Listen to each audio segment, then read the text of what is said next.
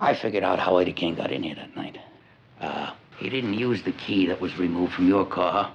Mallory had changed that lock, and obviously he didn't use this key. The fact is, he didn't use any key. Well, how'd he get in here, then? He walked. The door was open. Well, the door was open. Yes, sir.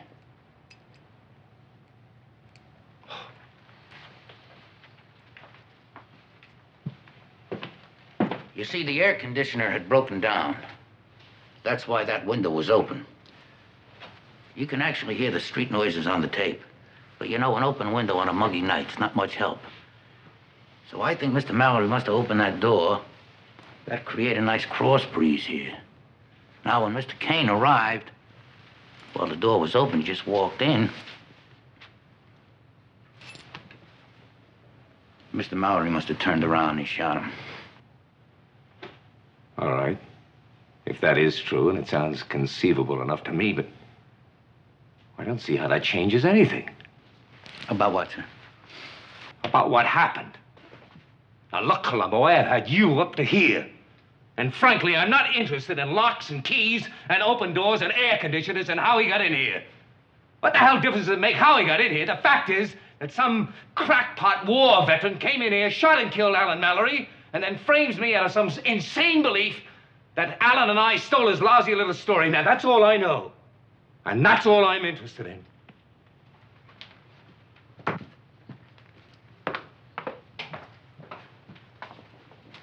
Mr. Walbert? I thought that name might mean something. Let's see if we're talking about the same Mr. Walbert.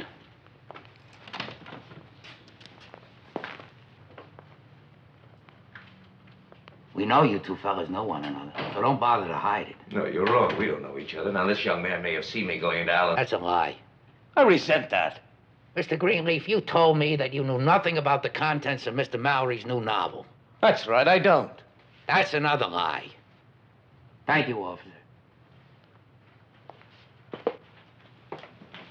Good evening, Norman. Good evening.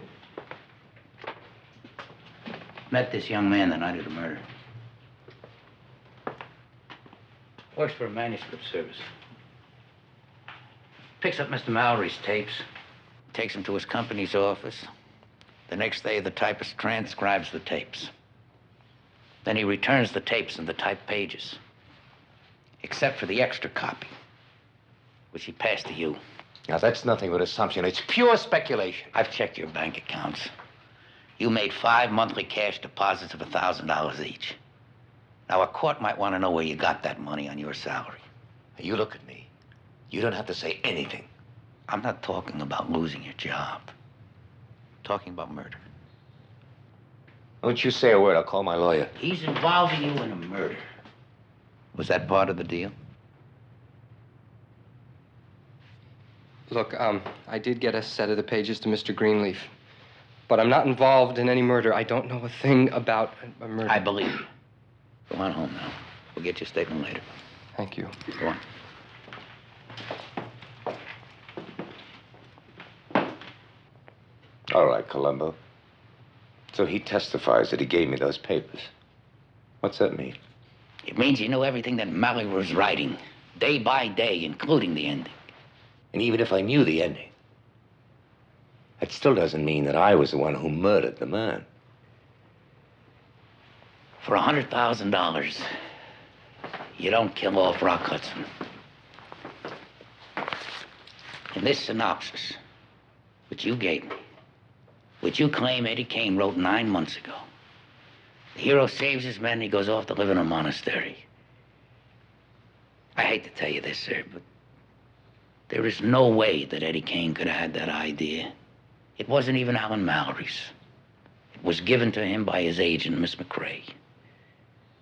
And for the life of me, I cannot figure out how Eddie Kane could have written an ending 9 months ago that was only invented last week.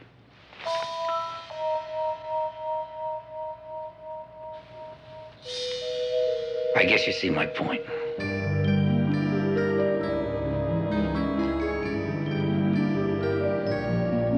Just one more thing.